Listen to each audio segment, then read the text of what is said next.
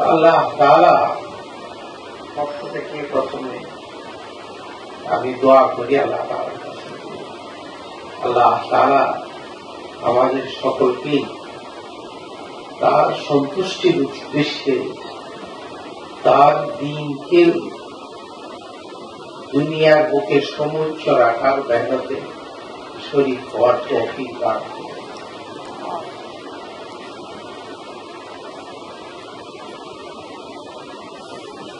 ইসলাম এবং মুসলমান পৃথিবীতে ইসলামের আবির্ভাব বা মুসলমানের আবির্ভাব এটা কোন গোষ্ঠী, বর্ণ,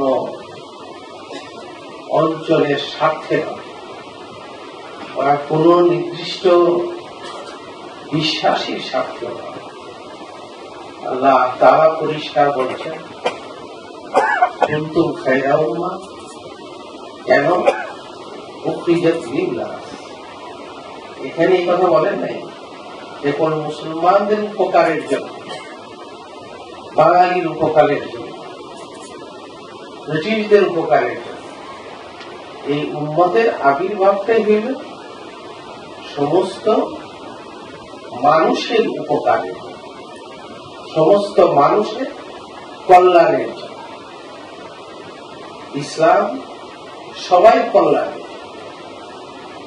তাই আমাদের সামনে কেবল মুসলমান বা কোন নির্দিষ্ট লোকদের কল্যাণ নয়, সমস্ত বিশ্ববাসীর কল্যাণ আমাদের সামনে প্রথম কথা। তবে আল্লাহ তাআলা আখিরাতে